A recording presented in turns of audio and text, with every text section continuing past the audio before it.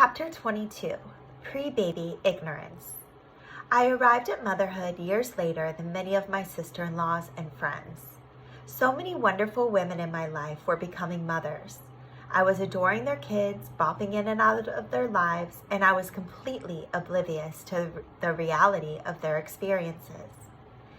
Now that I have the experience, I feel sorry that I wasn't as supportive as I could have been. Yet, I'm compassionate to the fact that I lack the experiential context to know any better. Prior to having a baby, when I visited my friends who recently gave birth, I entered and instantly gushed over their new bundle of joy. I had no idea that my friend, the new mom, may have felt utterly invisible in that moment.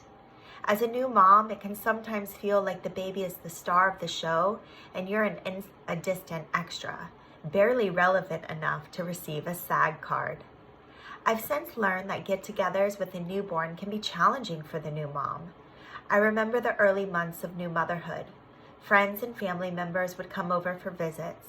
I put on a smiley and happy front, but inside I was utterly exhausted and I was struggling to form coherent sentences. At the same time, I was wrestling with insecurities surrounding these interactions. My life had become so myopic.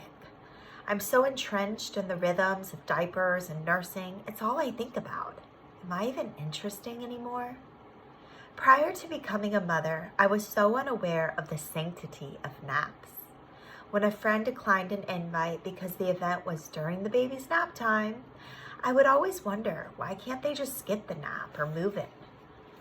I learned that a baby's nap time is as critical for the mom as it is for the baby. Nap times provide a sacred pause for a mother, affording her a moment to shut her eyes, put up her feet, or do something that requires both hands.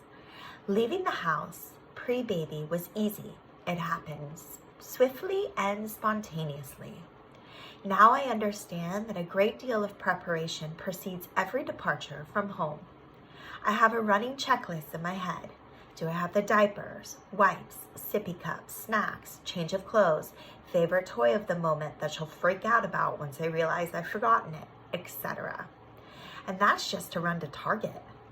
I now understand that if a mother is late, it can be despite her best efforts and calculations, juggling more just takes more time.